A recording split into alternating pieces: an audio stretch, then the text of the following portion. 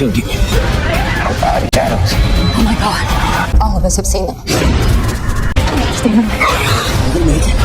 What if Vanishing on 7th Street biggest twist wasn't in the script, but hidden in a single frame? Today, we're exposing the secret even the director tried to bury. The film begins with a man named Paul sitting in a theater, reading a book. Paul used to work at this theater, so when the reel of the film needs changing, he heads off to take care of it. Suddenly, all the lights go out, plunging the place into complete darkness. When Paul steps outside, he finds the entire area deserted, with no one in sight, that only emergency lights are on, and scattered clothing suggests people vanished mid-action. A security guard arrives and is just as shocked by the empty theater and mall, which had been bustling just moments earlier. Paul and the guard begin searching for anyone, but soon, Paul's helmet light starts to flicker. He tries to fix it, and when he looks back, the guard is gone. A shadow starts following him, and Paul runs in fear. Meanwhile, we are shown a woman in a hospital desperately searching for her 9-month-old child. She sees an operation taking place, but oddly, there's no doctor. Only their scrubs remain. Suddenly, the light goes out, and even the patient disappears. The story then introduces a new character named Luke, a reporter. He wakes up one morning to find his wife missing. He gets ready for work as usual, and, while reading the newspaper, realizes it's a day old. Stepping outside, he sees abandoned cars and even a plane crash nearby. Days pass as he tries to figure out what's going on. While getting into his car, a panicked man approaches Luke, asking for a flashlight. Luke ignores him, but a dark shadow appears and makes the man vanish. This frightens Luke, and he exits the car.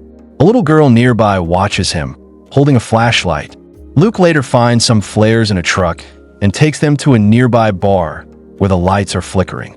He goes to the basement to power the generator and restore light.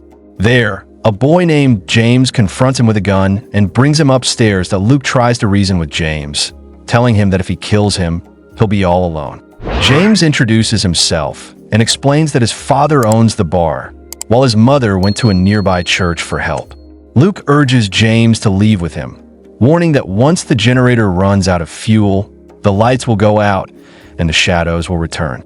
But James refuses, as his mother told him to stay. He points out that it's 11 a.m., yet still pitch dark.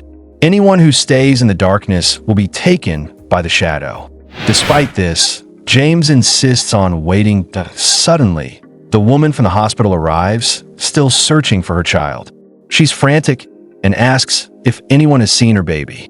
Luke tells her there's no one else around, and in her madness, she grabs a gun and fires it. Once calmer, she admits she had trust issues with her husband and suspected he had brought their child to this bar. She begins sharing her story, revealing that she's a doctor. One day, while taking a smoke break at the hospital, the lights went out and the shadow began taking everyone, except those who had light. She survived thanks to her lighter. The next morning, she found her baby missing. Back in the present, Luke asks how she's still alive. She shows them a bag full of glowing lights that help her stay safe in the dark. Suddenly, they hear a man yelling for help outside. Luke investigates and finds Paul at a bus stop. He helps him back to the bar, but along the way, Luke's light dies and a shadow approaches. Luke quickly uses a flare to hold it off. Meanwhile, inside the bar, James hears what sounds like his mother's voice and tries to go outside. The doctor stops him just in time, explaining the shadow can mimic voices to lure people out. Luke manages to bring Paul inside. When Paul regains consciousness, he shares his story about being attacked by a shadow at the theater. He speculates that either aliens are invading or a scientific experiment has opened a gateway to another world. The doctor, however, believes this is divine punishment for humanity's sins. Suddenly, the bar lights flicker. Paul and Luke rush to fix the generator.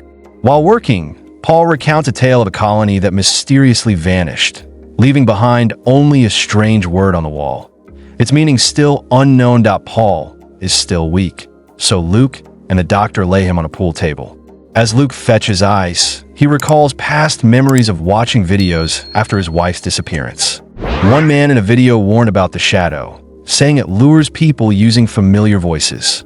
He urged everyone to carry a light and head to Chicago, where survivors are gathering.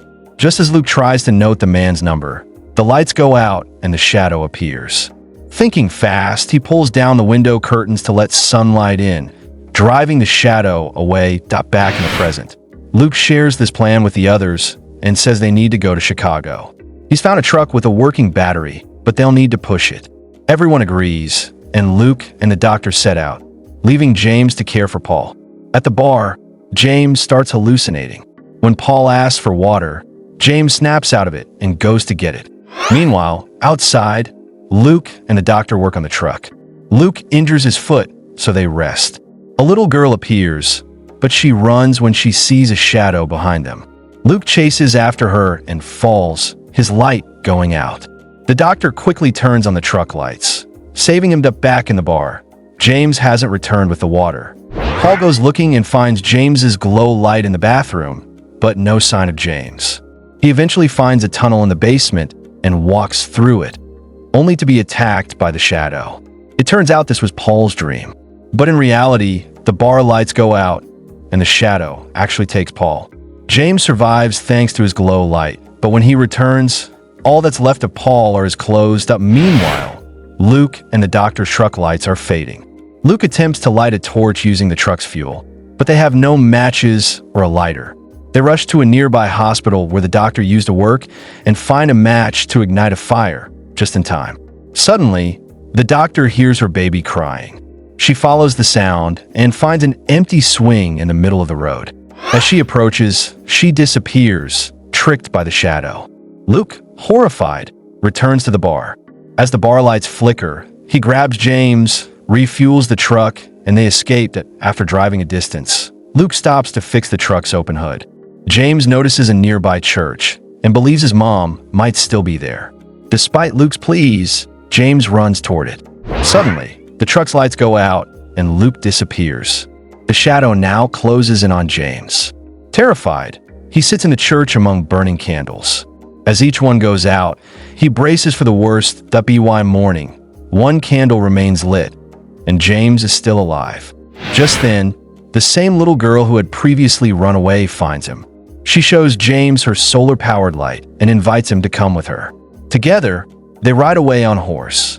In the end, only James and the girl survive from the group. That's so genius twist or total nonsense. Find it out below. Down arrow, and if you spotted a detail we missed, drop it in the comments. Prove us wrong. Thanks for watching.